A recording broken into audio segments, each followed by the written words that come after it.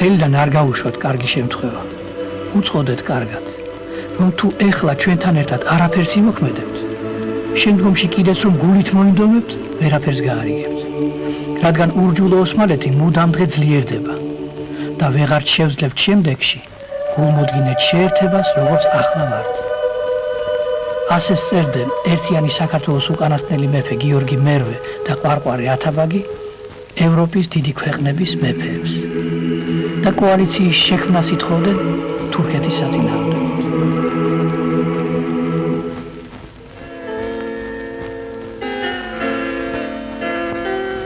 კონსტანტინოპოლის კედლებთან დაცემულთა შორის ძლივს გამოარჩიეს წითელი წუღებით უკანასკნელი იმპერატორი. სხვათა შორის ის ცოტა ხანში გიორგი მერვის სიძე უნდა გამხდარიყო.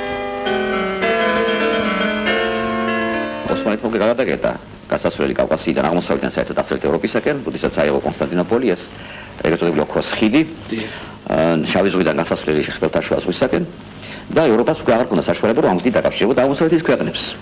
და ევროპა იყურება ამის შემდეგ ევროპა ახალ გზებს ეძებს და ბოლოს ამ გზების ძიების დროს მან აღმოაჩინა ამერიკა და ევროპის ქვეყნების ყურადღება ძირითადად გაატანილიქნა დასავლეთისაკენ ამ ახალ აღმოჩენილ ქვეყნებისაკენ და თანათმორობით კავკასია ამოარდა მათი ყურადღების ცენტრიდან.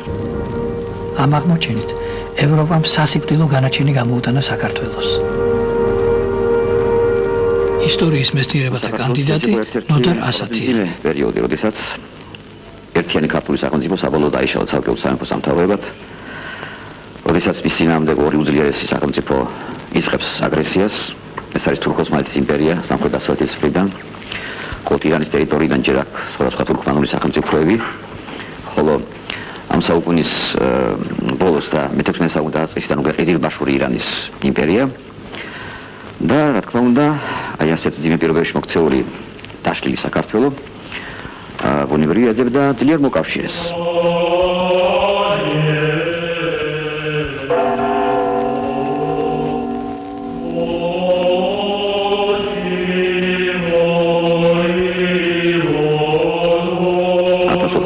წელს მოსკოვის დიდ მთავარმა ივანე მესამემ საბოლოოდ გადაიგდო ქედიდან თათარ-მონღოლთა ბატონობის უღელი. რა თქმა უნდა, ეს იმდენად მნიშვნელოვანი ფაქტი იყო, რომ ეს ხმა უსათო საქართველოსმაც შემოაღწევდა. და 1493 წელს კახეთიდან მოსკოვში ჩადის პირველი ელჩობა.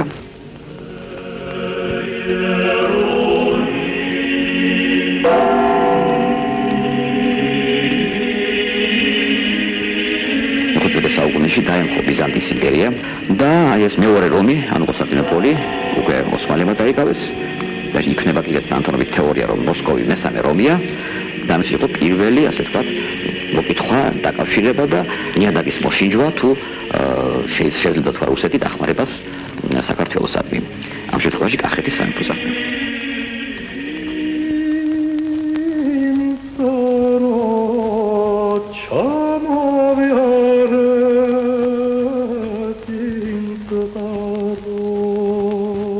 კახეთი მაგალითად ცდილობს, რომ როგორმე თავიდან აიცილოს საგარეო შემოსება, უფრო დიპლომატიური მოლაპარაკებით, გარკვეული დათმობებით და ამას ერთგვარად აღწევენ კიდეც კახეთის მეფეები. ეს ვართ ლევან მეფემაც ამ დროს ცანდა დაკავშირება ხელახლა როგორც ჩანს რუსეთთან. ეს არის ლევან მეფის ზარბაზანი. მე-16 საუკუნის შუა რიცხვებშია დაახლოებით დამზადებული. ამბობენ, რომ ლევანი კარგი დიპლომატი იყო. ამისთან აზერბაიჯანის პატრონი, ალბათ კაი დიპლომატი უნდა ყოფილიყო. ეს ის პერიოდია, როცა რუსეთში უკვე ცარი-პუშკა არსებობდა. რუსეთი კიდევ უფრო გაძლიერდა, ისე ცენტრალიზებულ ძლიერ სახელმწიფოდ იქცა. ეს გახლავთ უკვე ივანე მე-4-ის, ანუ ივანე მისხანის პერიოდი, როდესაც უკვე ივანე მე-4-მ შეტევაზე გადავიდა მონღოლური ამ სახელმწიფოს ცალკეული სახანოების მიმართ, აღებული იქნა ყაზანი, აღებული იქნა ასტრახანიც, ისე რომ უკვე თანათმორობით რუსეთის საზღვრები მოუახლოვდა კავკასიას. და აი ამ პერიოდში, როგორც ჩანს, ეს რუსეთის ჯარი, როდესაც მოქმედებს ჩრდილოეთ კავკასიაში, ნაწილი ამ ჯარისა გადმოსულა კავკასიის უღელტეხილებზეც და სწორედ ლევან მეფეს ეს რაზმები ჩაუყენებია სანაპირო ციხეებში. და ეს არის პირველი ფაქტი, როდესაც რეალურად ეხმარებოდა რუსეთი ლევან მეფეს, რომელმაც ეს ჯარები გამოიყენა აი ამ უღელტეხილების გასამაგრებლად. ჯერ ლუარსაბი შემდეგ კი სიმონ პირველი უდგანან ბრძოლას სათავეში. ხან სპარსეთს ებრძვიან, ხან თურქეთს. ორივე იღუპება. ერთი ბრძოლის ველზე, მეორე კი ტყვეობაში. მთელი ქართლი აგროვებდა ფულს სიმონის გამოსასყიდად, მაგრამ ცოცხალს ვეღარ ჩაუსწრეს და მხოლოდ მისი ცხედარის გადმოსვენება მოახერხეს. ორივე ერთად დაკრძალეს სვეტი ცხოველში. სიმონი 42 წელს იბრძოდა და არჩილის სიტყვებით მან ხმალი შემოარტყა ქართლ სელზე. რამეს მიაღწია თითქმის დაუსახლებელი ადგილიდან იქცა აყვავებული დედაქალაქად. რამდენიმე დიდი უბანი ჰქონდა. სავაჭრო უბანი, სამეფო უბანი, სადაც რეზიდენციები იყო, მეფეების სასახლეები. დასავლეთის ერთ-ერთ დუქანში აღმოჩნდა პატარა აუზი, 8-კუთხოვანი. იყო ვაჭრობა, ხდებოდა შეხვედრები და ესე იგი ყველაზე საქმიანი ადგილი იყო ქალაქ გრემში. ეს ეკლესია აგებულია მთავარანგელოზების მიქელისა და გაბრიელის სახელზე. ისე რომ ისიც არის ცნობა, რომ შააბასმა რომ დაანგრია გრემი თვითონ მოსულა აქა ამ ეკლესიაში, მოლა ასულა ზევით და დაუწყვია ლოცვა.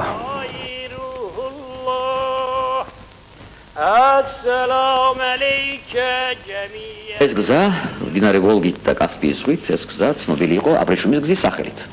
და კახეთი ყველაზე უფრო ახლოს იყო ამ სხვა ქართულ სამეფოებთან შედარებით ამ აბრეშუმის გზასთან და ამიტომ არის რომ კახეთი ამყარებს კიდეც კავშირს აი ამ გზის გლობალ რუსეთის სახელმწიფოსთან და თვითონაც ჩაბმული არის აი ამ საკარეო ეკონომიურ ურთიერთობაში. ეს არის ესე იგი აი გზამ, სავაჭრო გზამ აღმოსავლეთ და დასავლეთ შორის იცვალა მიმართულება და კასპიის ზღვით ვოლგის გავლენა. ეს ალბათ აპირობებს რუსეთის ასეთ მოქმედებასაც, ასეთ სწრაფას ვოლგისკენ და რა თქმა უნდა, რუსეთი ამ დროს უკვე ცდილობს ამ გზის მთლიანად დაუფლებას, ვოლგის სამდინარო სანაოსნო გზა მის ხელთ არის მთლიანად და ეს მეტად მოგებიანი იყო, რა თქმა უნდა. აღმოსავლეთ და დასავლეთ შორის.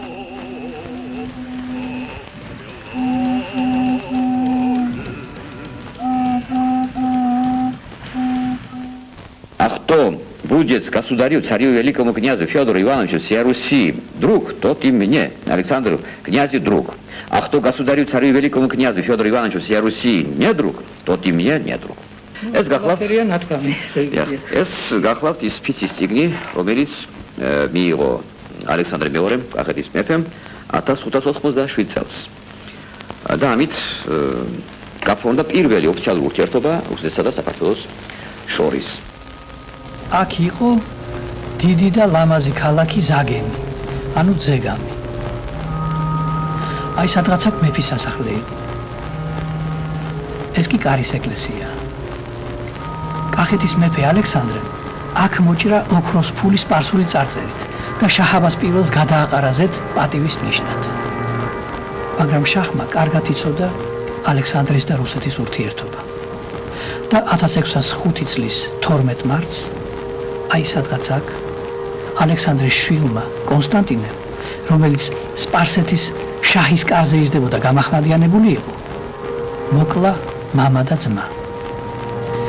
და რუსმა ელჩებმა ნახეს, როგორ ეჭირა სპარს მეომარს ალექსანდრეს მოკვეთილი თავი და როგორ ეხვეწებოდა კონსტანტინეს მისი ძმისშვილი იესე უმოგლო.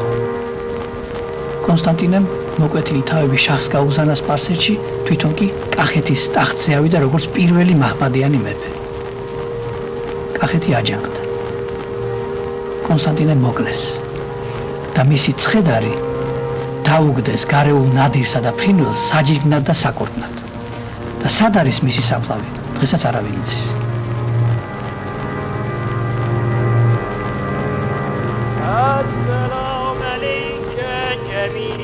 უნებრივია შაჰ-აბასი ვერ შეურიგდებოდა იმას, რომ რუსეთს ფეხი შეედგა კახეთში. მაგრამ ის ცბიერი პოლიტიკოსი იყო. და აქედან მოყოლებული ხან ფრთხილად, ელასტიურად.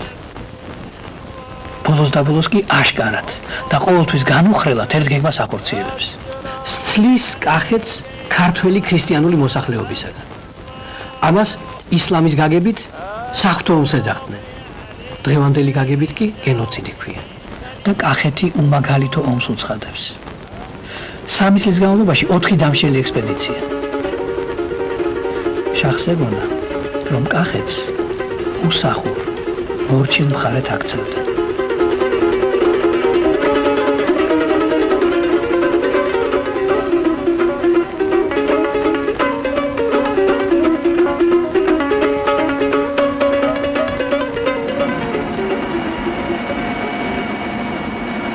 სპარსი ისტორიკოსები კი პირიქით აქებენ და ადიდებენ შაჰაბას, რომელმაც 100,000 ქართველი დახოცა, 200,000 კი გაასახლა.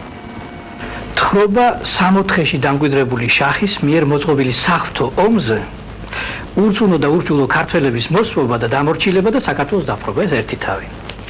შემდეგი თავი 64-ში დამკვიდრებული შაჰის მეორე ლაშქრობა საქართველოზე. შემდეგ კიდევ სასავით მაღალი შაჰის მესამედ გალაშქრება საქართველოზე. მისი უდიდებულესობის 64-ში დამკვიდრებული შაჰის მეოთხე გალაშქრება საქართველოზე. აი, ეს კიდე 64-ში დამკვიდრებული შაჰი.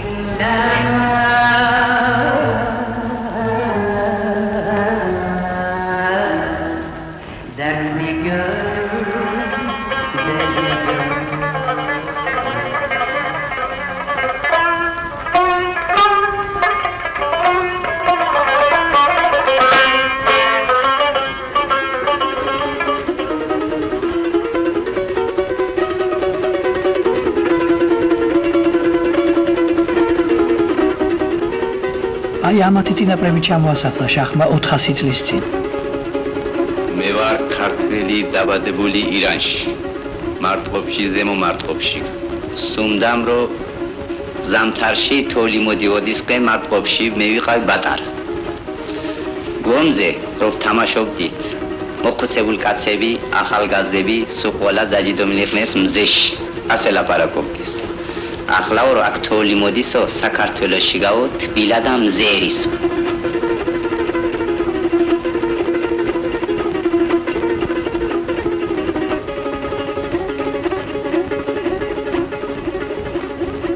აი ამ მასალისთვის მადლობა გურამ პატარაიას უნდა უთხრათ.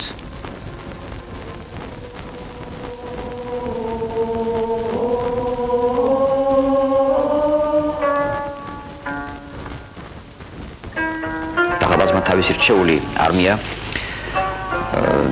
მოხსნა ერაყიდან დაახლოებით 60,000 მეომრისაგან შემდგარი ლაშქარი გამოგზავნა საქართველოში თავისი ცნობილი სარლის ყარჩაღახანის მეთაურობით. ამავე დროს მას გამოაყოლა მის კარზე მყოფი გიორგი სააკაძე, რომელიც საქართველოსთან გაწევებული იყო და შემდეგ შახაბაძის კარზე იყო თავშეფარებული როგორც სპეციალისტი და მცოდნე საქართველოს ვითარებისა. მას ვექილად ან მრჩევლად მიუჩინა და ამრიგად ასეთი სამზადისის შემდეგ ეს უზარმაზარი არმია გამოგზავნა საქართველოს წინამდე, რათა ჩვენი ქვეყანა როგორც ქართლი ისევე კახეთი საბოლოოდ აღიკავა პირისაგან მიწისა.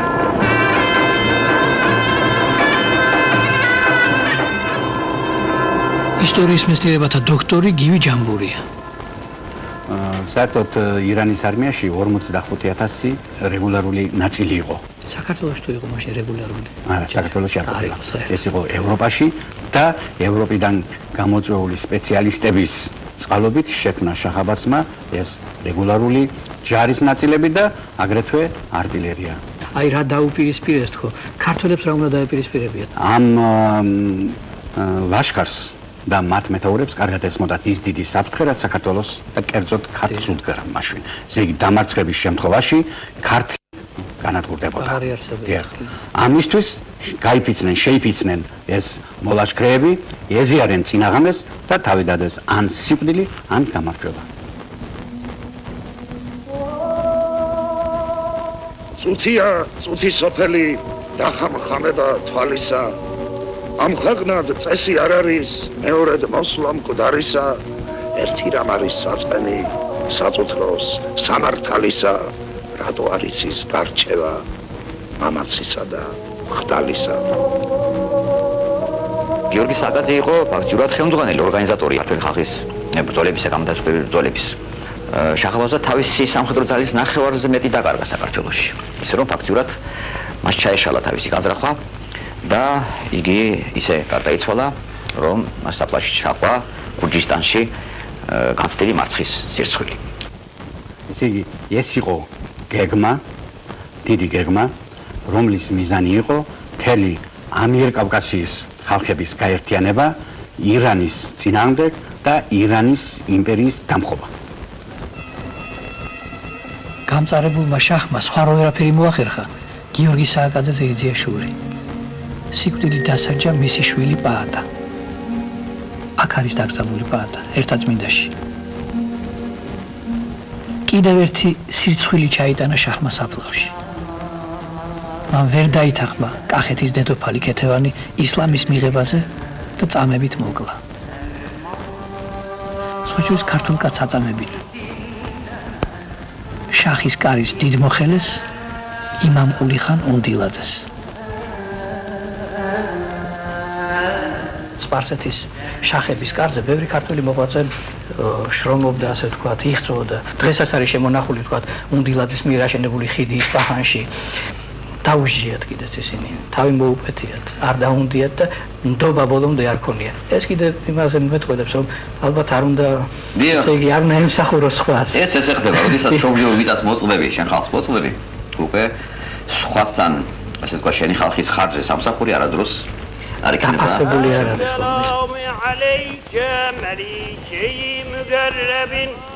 السلام عليك محمد رسول الله الله أكبر السلام عليك يا أبا عبد الله შაჰაბაზის მემკვიდრე მისი შვილიშვილი იყო შაჰსეფი პირველი გცვლის მეთოდს და მან უკვე ამ აშკარა შემოტევის მაგივრად, ასე ვთქვათ, ჩუმი ფარული, ასე ვთქვათ, შემოღწევის პოლიტიკა აირჩია. და ამიტომ იყო რომ მან ესე იგი თემურას დაუპირისპირა მისი მაჰმადიანი ნათესავი როსტომ ხანი, რომელიც დიდი თანამდებობის პირი იყო თვითონ შაჰის კარზეც. იგი სამეფო გვარდიის მეთაური იყო და შემდეგ სწორედ ეს როსტომი გამოგზავნა.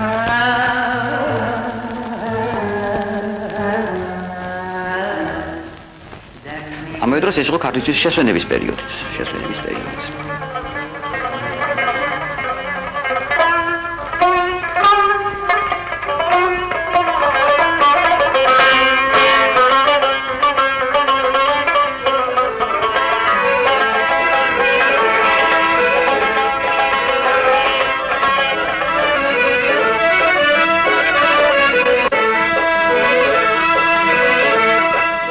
ნელ-ნელა სპარსული პოეზია ინერგება. სპარსული მუსიკა, თარი და ბაიათი, აბანო და სხეულის ნებივრობა. სპარსი მოხელის ჩამოსვლისას სპარსულს ამოსიცვამენ. ისე ქართულ კაბებში დადიან, რომელსაც სცემენ პატივს ძნელი სათქმელია. ამ დროს მშვიდობის ხანაა და როსტომ მეფის ცოლმა მარიამმა, ის ქრისტიანი იყო, ქართლის ცხოვრება გადააწერინა. მის ქართლის ცხოვრებას დღესაც მარიამის ეულს ეძახიან.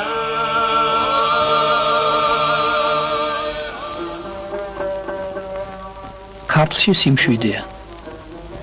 ამ დროს კახეთი იცლება სისხლისგან. ალბათ რაღაც კანონზომიერება არსებობს. როცა კახეთში იყო სიმშვიდე, მაშინ ქართლი იბრძოდა გაუთავებლად.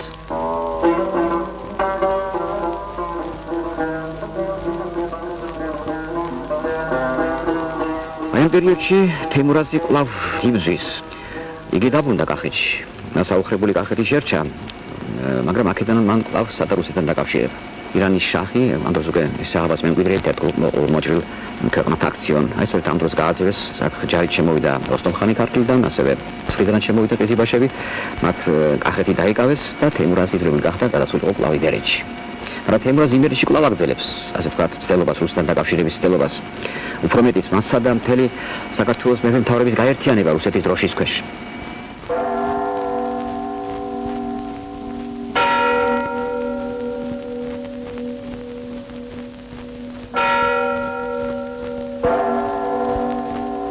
თემურაზი ჯერ შვილიშვილს ერეკლეს აგზავნეს მოსკოვში. ოღონდ მაშინ 11 წლისა იყო ერეკლე, მერე თვითონაც ჩადის.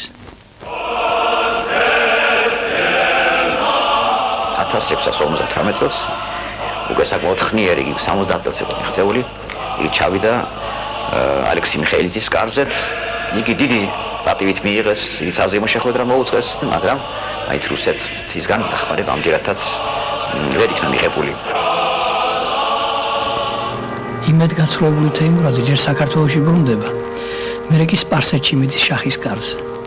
პარადოქსია, მაგრამ იქ მიდის, ვისაც მთელი სიცოცხლე ებრძოდა და იქვე კვდება, ანკლავე. დიახ, ესეთი ბედია, ბევრი ქართველი მეფის. რომ ბოლოს და ბოლოს ან ირანში ან ოსმალეთში ამთავრებენ თავის სიცოცხლეს. ბევრიც არა, მაგრამ რამდენიმე კი იყო ასეთი. განსაკუთრებით ამ პერიოდის მეფეებში. ან ნებით, ან უნებლიეთ, ან ისე იქით აღმოჩნდებიან. ეს სიმონ პირველი, მას სტამბოლში იტალიასული, იედეყულის ციხეში და ამ პერიოდის მართლმადიანი მეფეები. როსტომი, რომელიც თავისთავად დაასაფლავეს. როსტომი იქ დაასაფლავეს, ისე გარდაიცვალა თბილისში, მაგრამ იგი დაასაფლავეს ყუმში. ესე იგი ეს უზარმაზარი პატივი იყო ყუმში ქართველი მეფის დაკრძალვა. ყუმი ითვლებოდა ისლამის ყველაზე უფრო ცენტრად, რა ყველაზე მნიშვნელოვან ცენტრად. და პირიქით, ქართველები კი ალბათ თქვენ იცით ყველა როგორ მოიხსენებენ ყუმს. ყუმი ხარო ეუბნებიან, ყუმიო, ესე იგი. თეიმურაზი ალავერჩი დაკრძალვა ვახტანგ მეხუთე შაჰნავაზმა და ეს პოლიტიკა თითქოს კრახით დამთავრდა. მაგრამ საკვირველი სწორედ ის არის, რომ თითქმის ყველა შემდგომი მეფე მუსლიმანიც კი მაინც რუსეთთან ურთიერთობაზე ფიქრობს.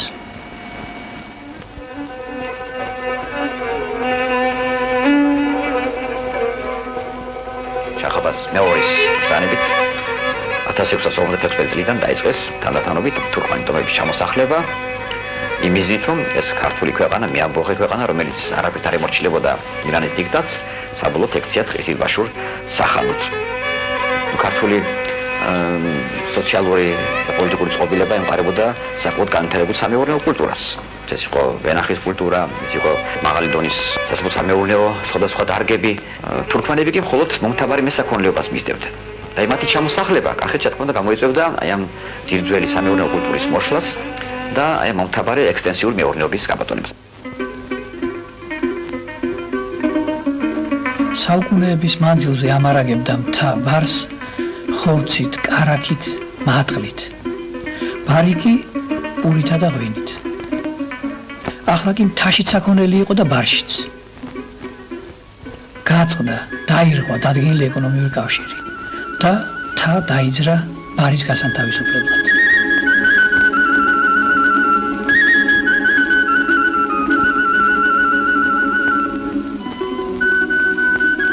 ბახტიონის აჯანყებაში მთელმა კახეთმა მიიღო მონაწილეობა.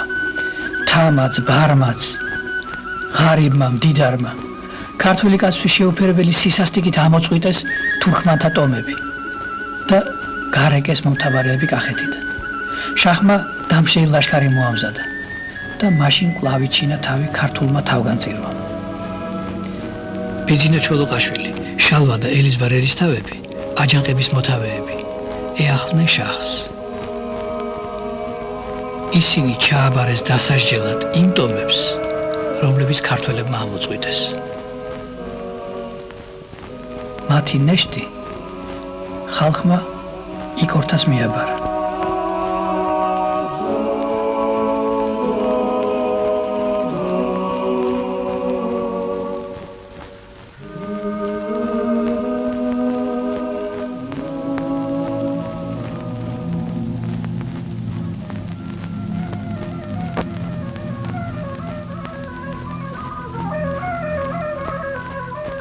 ზენ ბაცალიგოს თოლსა თოვს ქვენ ბაცალიგოს შრებისა თინი ბექაურთ ციხესა კუთხე მარჯენას კდებისა ზედა ზის შავი ყორანი ლიბოში გველი ძურებისა შიგა წევს თინი ბექაი გულს უწადინოთ კდებისა ვერც სუზის ცოლი ლამაზი სამთელევითა დნებისა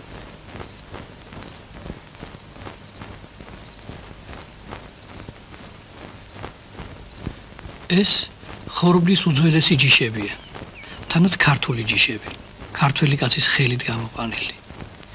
მახა, ზანდური, დიკა. დღეს ზანდური იგზავნება ამერიკაში, ინგლისში, კენიაში, კანადაში, იაპონიაში. იმიტომ აგზავნიან, რომ იგი უძლებს ხორბლის ყველაზე საშიშ დაავადებებს და სარეველას. წერალი ვახტანგ ჭელიძე. ისეთი ჯიში არის, რომელიც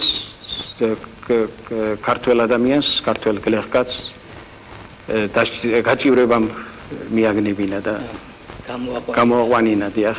აი მაგალითად დოლის პური, რომელიც ძალიან გავრცელებული იყო საქართველოში, სწორედ ამის ერთ-ერთი ნიმუში გახლავთ.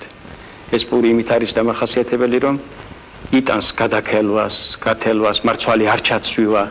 წამოსწევს თავს და ვაინს გაცოცხლდება და ეს სწორედ უკვე გასაგებია ალბათ, რატომ დასჭირდა ქართველ ხალხს მრავალ ბრძოლაში, მრავალ ისეთი რბევისა და განადგურების დროს.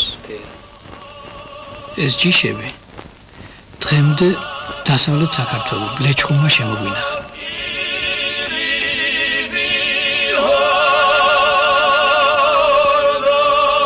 მაგალითად ქართული სიმღერა ძალიან თავისთავადია და დღეს მაგალითად ვერ ვიტყვით ჩვენ რომ არა მარტო აღმოსავლურ ქართული და დასავლურ ქართული, იგივე დასავლეთ ქართულში მეგრული, გურული, იმერული ძალიან განსხვავდება ერთმანეთისაგან, აღმოსავლურში კახური და ქართული, მაგრამ ყველასამად ერთი საერთო აქვს ის, რაც არც ერთ ჩვენ მეზობელს არ აქვს. ეს არის მრავალხმიანობა. აკადემიის წევრ კორესპონდენტი მარიამ ლორთქიფანიძე. წამოვედით გამარჯვებულნი და ნადავლით სავსე. მეფე და იმერელი ლაშქარი ქვეყნის ამოწყვეტას ხედავდნენ. ტყვეების ჟღივილი ყურთ ესმოდათ. მაგრამ ციხიდან თავი ვერ გამოყვეს და ვერც არა დაგვაკლეს. ასრე შევარცხვინეთ და წამოვედით ოდიშს გამარჯვებულნი. ასე ტრაბახობს ფეოდალი ლევან დადიანი. ეს ლევან დადიანია, ეს დადიანია, ცოტნე დადიანი.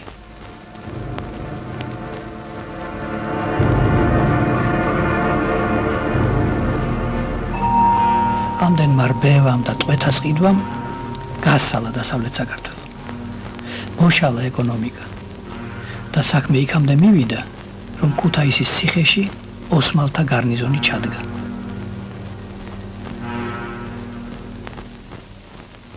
მე-10 საუკუნიდან დაწყებული ვიდრე მე-15 საუკუნის დასასრულამდე ისე მყარდება ეს ქართველთა ერთიანობის შეგნება და გრძნობა, რომ საქართველოს პოლიტიკური დაშლის შემდეგ ეს ერთიანობის შეგნება ვეღარაფერმა ვერ აღმოფხვრა. აი ამიტომ ვფიქრობ მე, რომ არ არიან სწორნი, ვინც ფიქრობენ, რომ ის გაერთიანება ზოგს აქვს ასეთი აზრი, რომ ზედაპირული და ეფემერული იყო. ის გაერთიანება იყო ბუნებრივი და კანონზომიერი. არა კანონზომიერი, სწორედ რომ დაყოფა იყო. და ძალიან თავისებური ვითარებაა, სწორედ არსებულმა პოლიტიკურმა მდგომარეობამ შექმნა ტერმინოლოგია. საქართველოები. კახეთიც საქართველოა, ქართლიც საქართველოა, იმერეთიც, მესხეთ, ჯავახეთიც. პროგრესულად მოაზროვნე ქართველი მოღვაწეებისათვის ეს სულ ერთი ქვეყანა იყო. ჟამთა უკუღმართობის გამო დაყოფილი. ქვეყნის გაერთიანება შინაფეოდალური ბრძოლების აღმოფხვრა და საგარეო საფრთხის თავიდან ნაცილება. აი ერთდროულად აი ამ საკითხების მოგვარება საკუთარი ძალებით უკვე იყო რთული. ვინაიდან დიდ ძალი მტერი ყავდა საქართველოს. თუ გავიხსენეთ ჩვენ არჩილ მეორის ბიოგრაფია, მისი თავგადასავალი, ის ყოველივე ნათლად მოწმობს ცდას, რომ მომხდარიყო დასავლეთ და აღმოსავლეთ საქართველოს გაერთიანება. არჩილმა მარცხი განიცადა და მთელი თავისი ოჯახით რუსეთში გადავიდა. ისტორიის მეცნიერებათა დოქტორი გიორგი პაიჭაძე. ქართული ემიგრაცია და კოლონიები მანამდეც ყოფილა, მაგალითად სპარსეთში. მაგრამ ქართული კოლონიის შექმნა რუსეთში ეს სრულიად ახალი მოვლენა. შეიძლება ითქვას, რომ იწყება ახალი ეტაპი. არჩილი ალბათ იმ დასკვნამდე მივიდა, რომ რუსეთი, ეს მზარდი სახელმწიფო, ბოლოს და ბოლოს აუცილებლად დაუპირისპირდებოდა თურქეთსა და სპარსეთს და გაიმარჯვებდა კიდეც. ამიტომ ყველაზე პერსპექტიული საქართველოს ტახტის დაკავება სწორედ რუსეთის მხარდაჭერით იყო. მით უმეტეს, რომ არჩილს მდიდარი გამოცდილება ჰქონდა იმისა, თუ როგორ ჩაშალა სპარსეთმა მამამისი შაჰნავაზის ყველაც და გაერთიანებინა საქართველო ერთ სამეფოდ. არჩილის რუდუნებით 1705 წელს მოსკოვში გამოიცა ქართული წიგნი. ანუ დავითნი. თავისთავად ეს ფაქტი დიდი მნიშვნელობის არის. ჩვენ პირობითად უწოდებთ მას ქართული სტამბის დაარსებას. პირობითად ვიმეორებ, ვინაიდან სტამბა იყო იქ მომქმედი სტამბა, მაგრამ საგანგებოდ ჩამოისხა შრიფტი, ქართული შრიფტი. დიდ დახმარებას უწევდა არჩილს მისი ვაჟი, ალექსანდრე არჩილიძე, რომელიც იმ დროს შვედეთის ტყვეობაში იმყოფებოდა. ალექსანდრე არჩილიძე ბავშვობიდან იზრდებოდა პეტრესთან ერთად. როდესაც პეტრე უკვე სახელმწიფო სათავეში აღმოჩნდა, ალექსანდრეც მას ყოველთვის გვერდში ახლდა და ევროპაში მოგზაურობის დროს ალექსანდრე გააყვა პეტრეს საარტილერიო საქმე შეისწავლა.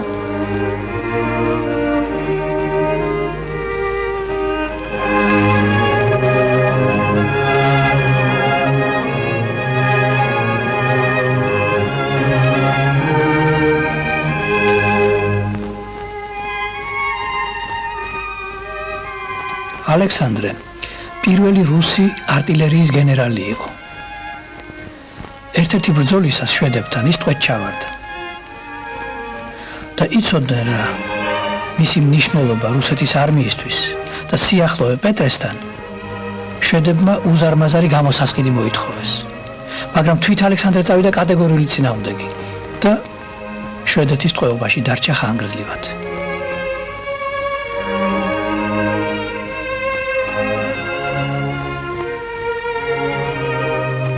სტოკჰოლმის სამეფო ბიბლიოთეკა და აქ დაცულ მასალებიდან ნათლად ჩანს თუ რა დიდი ღვაწლი მიუძღვის ალექსანდრეს და მის მამას არჩილს ქართული შრიფტის შექმნის საქმეში. საბოლოო ჯამში არჩილისა და ალექსანდრეს მოღვაწეობამ ძირითადად მაინც ქართული კულტურის სფეროში დატოვა კვალი. მაშინ რუსეთს ამიერკავკასიისთვის არ ეცალა. ის ბალტიის ზღვაზე გასვლისთვის იბრძოდა.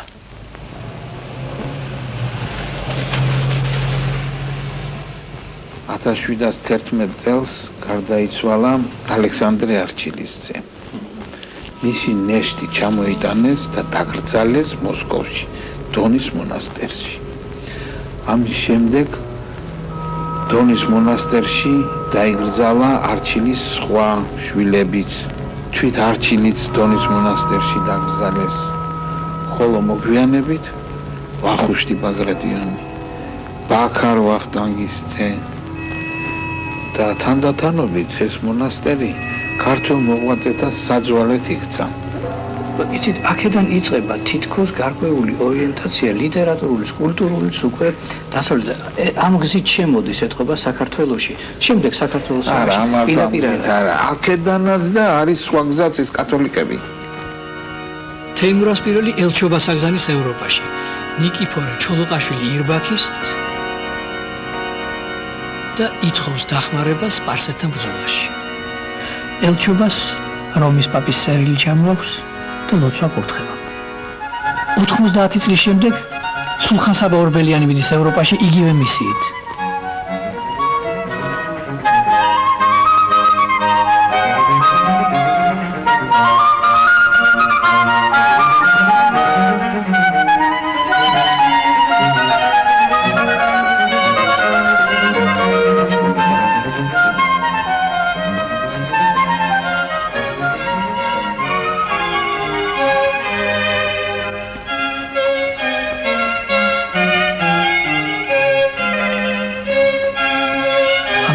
შადრევნებს და პარკებს ამ ფუფუნებას ძალიან უხდებოდა აბრეშუმის სამოსი.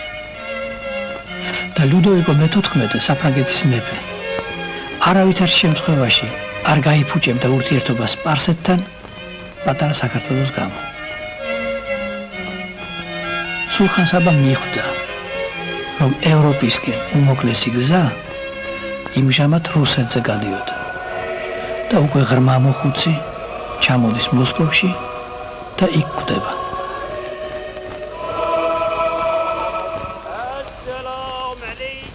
ქართლის ტახტზე ასვლის უფლებას შაჰი მხოლოდ იმას აძლევს, ვინც ისლამს მიიღებს. ერს ჭირდებოდა თავისი დაწერილი ისტორია. ასეთი დაწერილი ისტორია, ქართლის ცხოვრება, ანუ საქართველოს ისტორია ჩვენ უძველესი დროიდან მქონდა, ის ჟამითი ჟამად იწერებოდა და ივსებოდა და მოყვანილი იყო მე-14 საუკუნემდე. მე-14 საუკუნიდან სწორედ აი უბედურებათა შედეგად ასეთი მთლიანი საქართველოს ისტორიის წერა ფაქტიურად შეწყდა. მე-17 საუკუნეში ზოგიერთი წლები არის, მაგრამ ვახტანგმა ამას უკვე ორგანიზებული ხასიათი მისცა. მან შექმნა სპეციალური კომისია, თუ შეიძლება ითქვას ასე, მეცნიერებისა. მიუხედავად იმისა, რომ ეს ქართლის სამეფოს კარზე ხდებოდა, ისინი ქართლის ისტორიას კი არ წერენ. წერენ მთლიანად საქართველოს ისტორიას უდიდესი დროიდან მე-18 საუკუნის დამდეგამდე. როდესაც იმავე მე-18 საუკუნეში ქართლის სამეფო კარის შვილმა ვახუშტი ბაგრატიონმა დაწერა საქართველოს ისტორია, არც ის წერს ქართლის სამეფოს ისტორიას, ის წერს მთლიანი საქართველოს ისტორიას და ქმნის თავის საინტერესო პერიოდიზაციის სისტემასაც გვაძლევს გაყოფამდე და შემდგომად განყოფილებისა. მაგრამ როგორც გაყოფამდე, ასე გაყოფის შემდეგაც ეს ერთიანი საქართველოა. ცალ-ცალკეა ყველა სახელმწიფოს ისტორია მოცემული.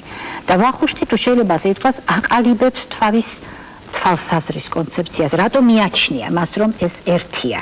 და ის ამბობს, რომ რომელსაც საქართველოსაც არა უნდა კითხო, იმერს, ჰერს, კახს, თუ რჯულით ვინახარ, რჯული მისთვის არის როგორც რწმენა, ასევე ეროვნება. მაშინ მე გიპასუხებს ქართველი. რომელსაც საქართველოს არ უნდა კითხო, ენა, რომელი გაქვს, გიპასუხებს ქართული. ვახუშტი ამბობს და მან ძალიან კარგად იცის, რომ მეგრელებს სალაპარაკო და სვანებს თავისი აქვთ, მაგრამ სამწერლობო ენა და რჯული, ანუ ეროვნება განსაზღვრავს ამის მთლიანობას, რომ ჰერი, კახი, იმერი და სხვა, მიუხედავად პროგრამაში განსხვავებისა, ის ყველა ქართველია. აი ეს შეგნება ერთიანობისა მოწინავე ქართველებს ყოველთვის ჰქონდათ და რაც თავარია, ისინი ყოველთვის იბრძოდნენ ამ ეროვნული შეგნების პოლიტიკური გამთლიანებისათვის, რომ ვერ ახერხებდნენ, ეს უკვე სხვა მხარეა საკითხისა. არსებობს ასეთი მოსაზრება, რომ თითქოს ვახტანგ მეექვსე მხოლოდ მოღვაწე იყო, დიდი მოღვაწე კულტურის დარგში და როგორც სახელმწიფო მოღვაწე ნაკლებად მომზადებული. მაგრამ ეს არ არის სწორი და ის მოსაზრება, რაც თქვენ ბრძანეთ, როგორც ჩანს გამოწვეულია იმით, რომ მისი სახელმწიფო მოღვაწეობა, ანუ პოლიტიკური მოღვაწეობა საერთოდ მარცხით დამთავრდა. ესე იგი, რა კი საქმიანობა მარცხით დასრულდა, მასადამე მიზეზს ხედავენ სუბიექტურად პიროვნებაში და ეს არ არის სწორი. მარცხის მიზეზი არის გაპირობებული იმ დროინდელი საქართველოს საერთო მდგომარეობით. სამი ზღვა აინტერესებს პეტრეს. აი დააკვირდით, ესე იგი, ბალტიის ზღვა, შავი ზღვა და კასპიის ზღვა და პეტრემ 1700 წელს დაიწყო ბალტიის ზღვის პრობლემის მოგვარება. უშუალოდ ევროპაში გასვლა. პუშკინის თქმის არ იყოს, პრარუბიც აკნო ევროპა. და რაც სწორედ აი ამ ჩრდილოეთის ომის შედეგად შესრულდა.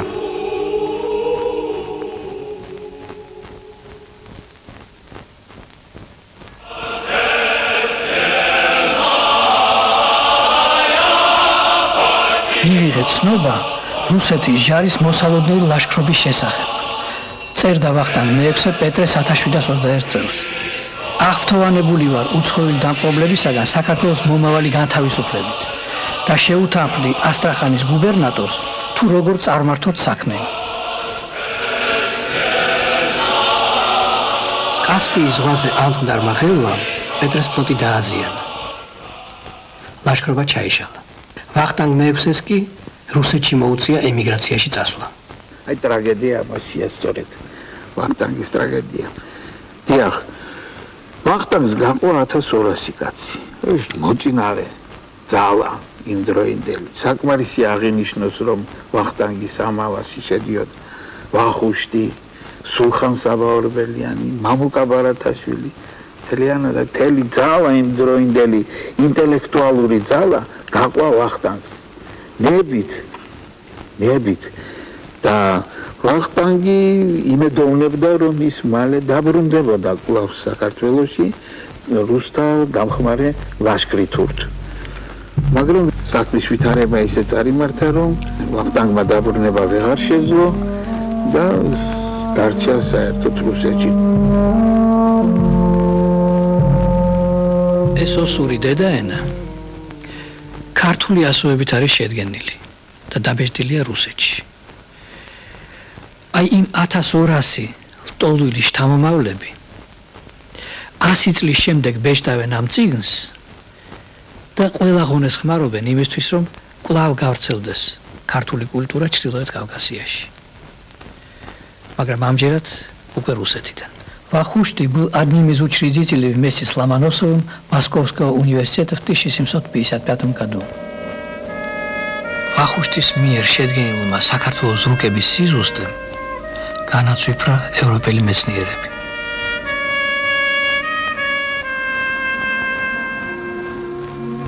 გურამიშვილმა დავითიანი დაგვიტოვა. აი სადღაც აქ, მოსკოვში, მეტრო სოკოლთან, ვსესვიატსკოეს ქართული ეკლესიის მიდამოებში არის სულხან-საბა ორბელიანის დაკარგული საფლავი. და ვინ იცის, რამდენი ქართული საფლავია გაფანტული უსასრულო რუსეთის მიწაზე. მაგრამ თავარია ყვალი დატოვა შენი ხალხის მეხსიერებაში და მაშინ თვით ხალხი შექმნის შენი ხსოვნის დღეს.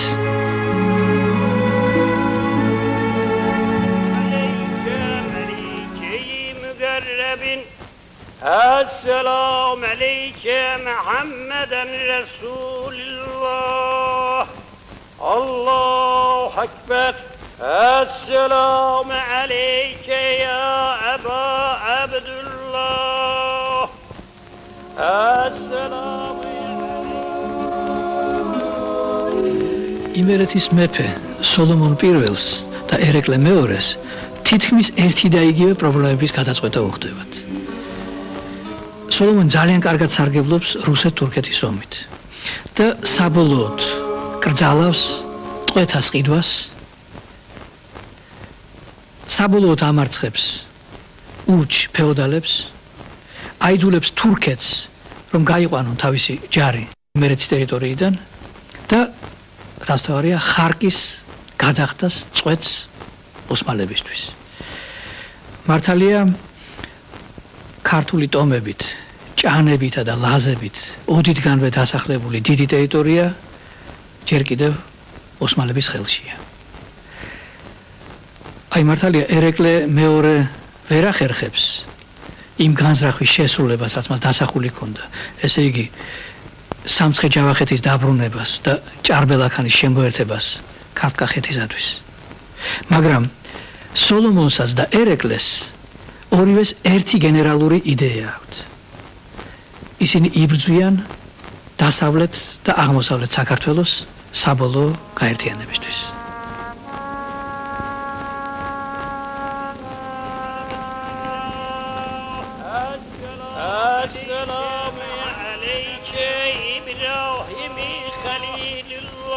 ისლამი საბოლოოდ დამკვიდრა ჩრდილოეთ კავკასიაში.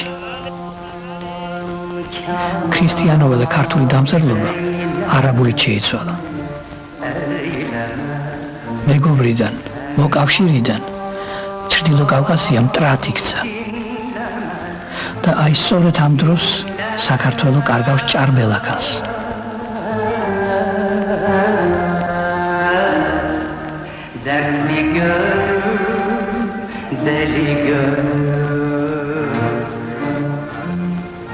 მესხე ჯავახეთი უკვე ოსმალეთს აქვს მიტაცებული. 100 წელია ქართლის ტახტზე არ ვიჯდარა ქრისტიანი მეფე. და თეიმურაზისა და ერეკლეს ტახტზე ასვლისათვის ქართული ეკლესია ახსენებს მეფეთკურთხევის წესს. აი მეფეთკურთხევის წესი. სვანეთში შემორჩენილ ამ ფრესკაზე დავით აღმაშენებლის შვილი დემეტრე პირველი ადის საქართველოს ტახტზე.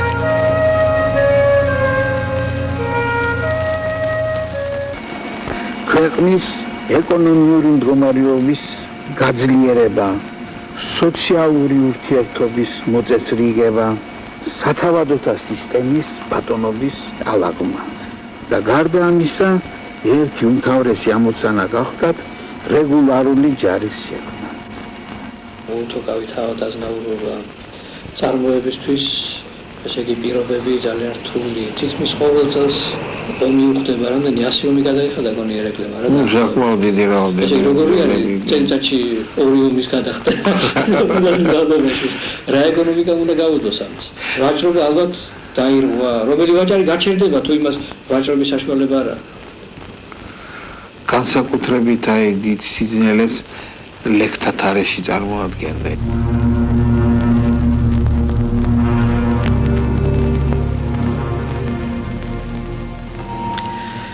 ეს ერეკლე მეორის ქისა. ძალიან ლამაზია. მაგრამ ქისას გარდა სილამაზისა ალბათ სხვა დანიშნულებაც აქვს. ერეკლე ხედავდა, რომ რუსეთი ცდილობდა ამიერკავკასიაში პლაცდარმის შექმნას, ამ ვითარებას ანგარიშს უწევდა ერეკლე და ამის საფუძველზე ამყარებდა თავის კავშირს რუსეთის დიდ სახელმწიფოსთან, რომ რუსეთის დახმარებით გადაეწყვიტა ყველა ეს ამოცანა. ამ დროს რუსეთი ყირიმს ათავისუფლებს თურქ-ოსმანებისაგან. ერეკლე ცდილობდა ქვეყნის განვითარებას ევროპული გზით. სწორედ იმ გზით, რომლითაც ვითარდებოდა თვით რუსეთი და რუსეთის გზით ერეკლე უკავშირდებოდა სიმდროინდელ პროგრესულ მოძინავე კულტურას. მონღოლების ომებში მონაწილეობის მისაღებად ქართველები ვალდებული იყვნენ 90,000 მეომარი გამოეყვანათ. ესე იგი 9 კომზე ერთი მამაკაცი. მეცნიერები ვარაუდობენ, რომ იმ დროს საქართველოში დაახლოებით 2,5 მილიონი უნდა ყოფილიყო მოსახლეობა. ზოგიერთი 5 მილიონამდე ვარაუდობს. მე-13 საუკუნის პირველ მეოთხედში, როდესაც ჯალალედინმა თბილისი დაიპყრო, მან 100,000 კაცი გაჟლდა თბილისში. ესე იგი თბილისში უფრო მეტი უნდა ყოფილიყო მოსახლეობა. და აი უკვე მე-18 საუკუნის 70-იან წლებში თბილისში სულ 35,000 იყო მოსახლეობა. აი ნათქვამი არის, რომ მე-18 საუკუნის დასაწყისში სუნთლად დაიცალა მოსახლეობისგან ჯავახეთი, თრიალეთი, ტაშირი, გუჯარეთი, ყაიყული. იმ დროს დასავლეთ და აღმოსავლეთ საქართველოში ერთად სულ 750,000 კაცი ცხოვრობდა. ბეთლემის კარზე კიდია ლოჟა ჯურხაის ფარიო მაულის ომის წადილი ხანდისხან შაზძრავს ქარიო. ეს კონფრონტაცია მე-16 საუკუნიდან მოყოლებით გრძელდება და ბრძოლა სწორედ მიმდინარეობს იმისათვის, რომ თავიდან მოეცილებინათ აი ეს უკვე რეაქციული გავლენა, რომელსაც ახდენდნენ ირანი და ოსმალეთი. აი თითქმის ყველა წინა მოღვაწეები ყოველთვის ამ გზას ადგენენ, ევროპის გზას და რუსეთის ტრადიციად იქცა, დიახ, რუსეთთან კავშირი ტრადიციად იქცა. ერეკლე აგრძელებს ტრადიციულ პოლიტიკას და ლოგიკური დასასრული ამ პოლიტიკისა გახლავთ გეორგიევსკის ტრაქტატის ხელმოწერა.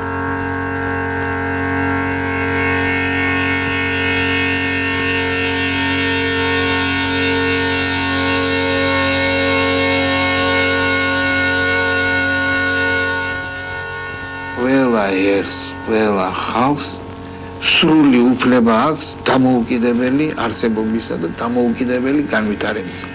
ეს არის იდეალური ვითარება, როცა რომელიმე ერი, ხალხი დამოუკიდებლად ვითარდება. მაგრამ თუ სამაგისო პირობები არ არსებობს, მასადმე უკეთეს გამოსავალს ეძებს არა ყოველთვის, რომ მომავალი გადაარჩინოს, უზრუნველყოს მისი კვლავ განვითარება და არა ვთქვათ დაღუპვა.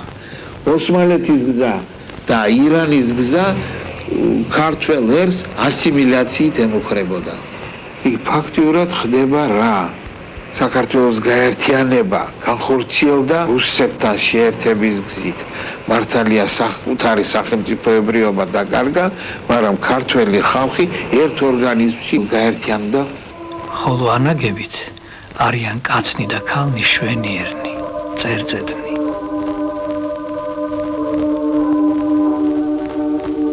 ჭირთა მომთმენნი.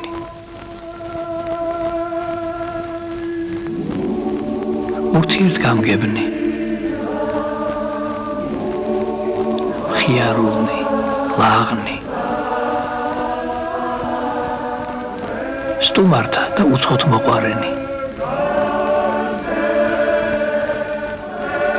ხნენი მუშაკნი.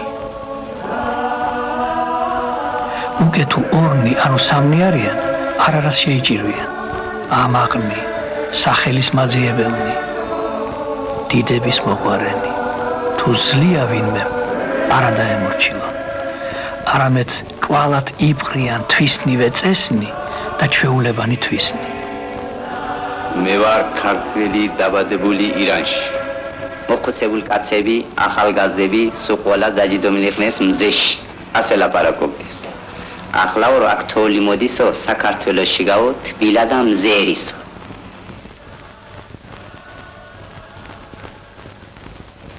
ყველა ერს შეაქვს თავისი განსაკუთრებული წვლილი, განუმეორებელი წვლილი კაცობრიობის განვითარებაში.